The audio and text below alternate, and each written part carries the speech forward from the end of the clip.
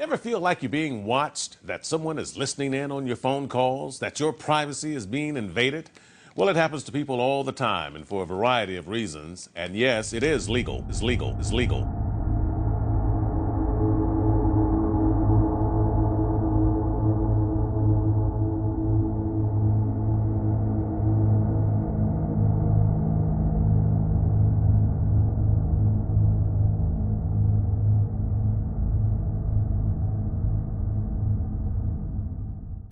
In Jeremy Bentham's theory of the panopticon, the use of an overseeing eye was invented so as to give prisoners the sense that someone was monitoring their every move. In essence, Bentham's invention was nothing more than the way of using uncertainty as a form of power over citizens, in which the citizens are forced to govern themselves to be self-obedient. With the advent of new technology in America, such as scarcely visible surveillance cameras and transportable devices such as camera phones and pocket-sized video cameras, the overseeing eye is evolving. Institutions are no longer the only entities that monitor and reprimand citizens' behaviors.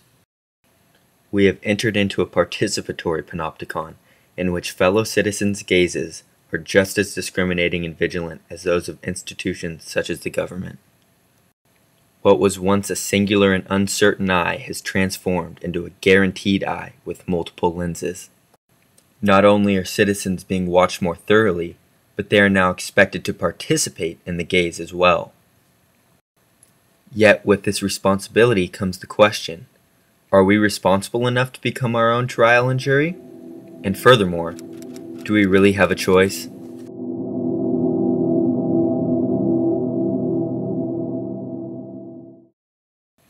Contemporary films such as The Matrix and The Truman Show depict, in an exaggerated manner, how citizens are subjected to surveillance.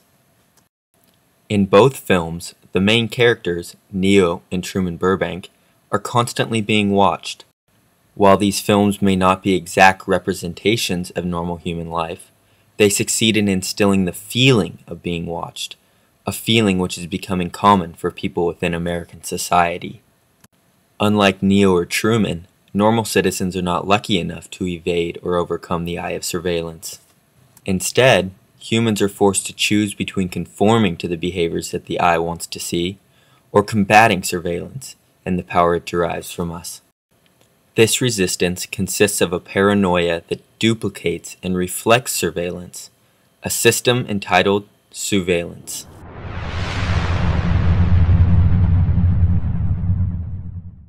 Sousveillance is the inverse of surveillance.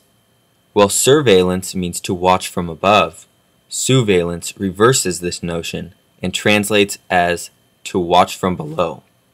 The most vivid example of sousveillance is the Rodney King incident, which spurred the LA riots in April of 1992. In this act of sousveillance, a bystander filmed an African-American man named Rodney King as 4 LAPD officers excessively beat him in a completely unnecessary situation. What this piece of civic journalism portrayed was disobedience from a government-based institution whose purpose is to maintain obedience. When this video was released to the public, it caused a major uprising in Los Angeles, in which the citizens' power was successfully asserted. However, in addition to watching those above, sousveillance also encompasses the observance of those on the same level, as it inflicts a sense of self-reflective responsibility. The other people watching me, and we're all people watching the other people watching we. While sousveillance can initially be seen as a reaction to surveillance, in practice it becomes a reinforcement of surveillance, as the overseeing eye of governing institutions is joined by the eyes of the citizens. Kingsley Dennis describes sousveillance as an inverse reflection of surveillance, which holds up the mirror and asks the question, do you like what you see? Sousveillance acts as a form of paranoia in that it leads an individual to think that he or she will be persecuted since he or she is always being watched from multiple angles. Inversely, sousveillance leads one to mistrust others and consequently observe their actions in order to make sure they are not deviant from laws and standards. It is in the process of watching others that sousveillance acts as a reflection of the surveillance which it is afraid of, providing a greater public transparency than before.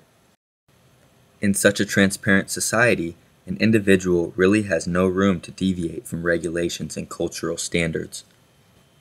One illustrative example of this took place in South Korea, when a young girl refused to pick up her dog's feces after the animal had excreted on the subway. Due to the girl's lack of civil diligence, another passenger on the subway car took several photographs of the woman and dog and later posted them on a popular Korean website. Personal information was soon released about the girl and her family on the internet, leading to a public embarrassment so harsh that the girl quit her education at the university she had been attending and threatened to commit suicide if her privacy was further breached.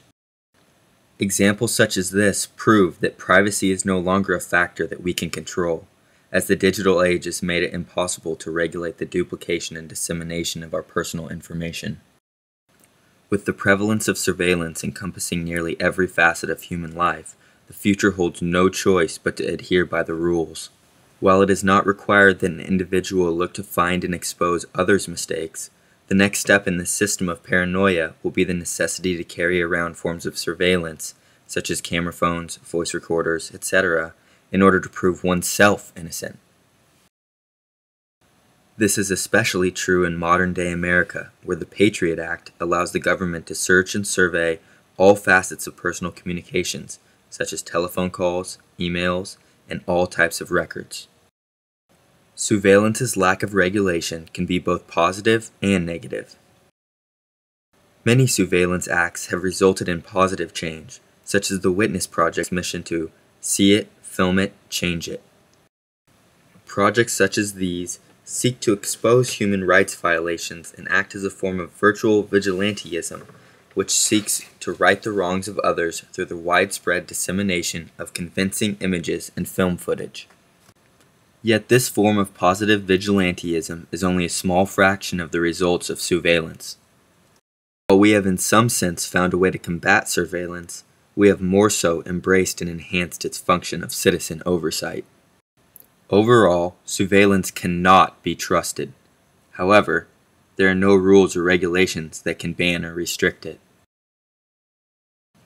As Erich Fromm states, while we may have freed ourselves of the older overt forms of authority, we do not see that we have become a prey of a new kind of authority.